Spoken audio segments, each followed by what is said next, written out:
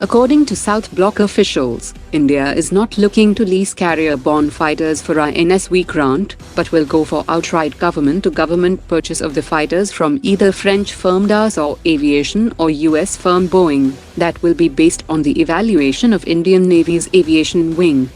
The 26 carrier-borne fighter deal is linked with a larger strategic arrangement, as India is looking for aircraft engine manufacturing under the Make in India initiative with the participation of Indian private sector companies. The French firm Safran is keen to manufacture 110 kN engines with Indian firms without any preconditions, but the Defense Ministry is also exploring the same with the US firm General Electric, as the F-404 engine is used in the indigenous Tejas Mark I and Mark 1A fighter jets, and the more powerful F-414 engine will power the Tejas Mark II TED-BF and AMCA Mark I fighter jets. In a very big development, Larsen & Toubro has signed a memorandum of understanding with Newspace Research and Technologies to develop a new range of submarine-launched unmanned aerial vehicles to meet Indian Navy requirements.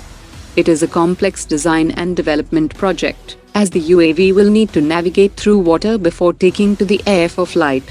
The UAV will be deployed from a standard NATO torpedo tube to a depth of 50 meters, and it must be directed from the submarine via a data link within a line of sight, and the drone can be recovered by means of a flotation bag at the end of a mission.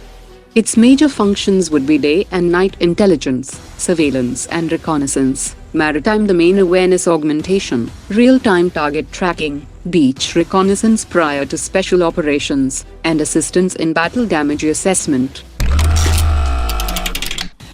The Defense Ministry has imposed fines worth $43.14 million against American and European companies that have bagged major military contracts, but have failed to undertake mandatory investments of 30% into the Indian defense sector. Defense Ministry will impose more fines on all defaulting companies, and officials have said that paying fines will not let them off the hook, and the offset value would still need to be invested in the domestic defense sector within an identified period of time. Otherwise, these companies can be banned in future for repeated non-compliance. In the past 5 years, foreign companies have failed to perform offsets worth over $2.24 billion, even in cases where multiple extensions were given on special request. Japan is working on policy changes to allow export of fighter jets to 12 countries including its Quad partner India. The cost of the FX 6th generation stealth fighter program will be around $48 billion, which is why Japan is willing to offer India a stake in development of the FX program.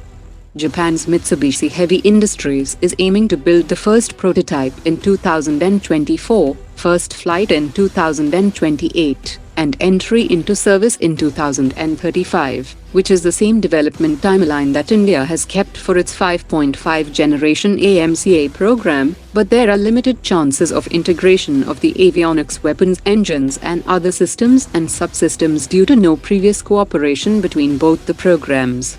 The Indian Air Force is fully on board the AMCA program and is not interested in procurement of 5th and 6th generation fighter jets of foreign origin.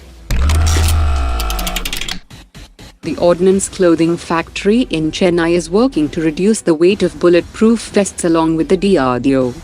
The approved weight of lightweight jackets is 8.9 kilograms, and the use of boron carbide plates will reduce its weight by 500 grams. The DRDO is working to develop the world's lightest bulletproof fabric in collaboration with academia, and the final lightweight bulletproof jacket will be offered to Indian Armed Forces and will be exported to foreign countries.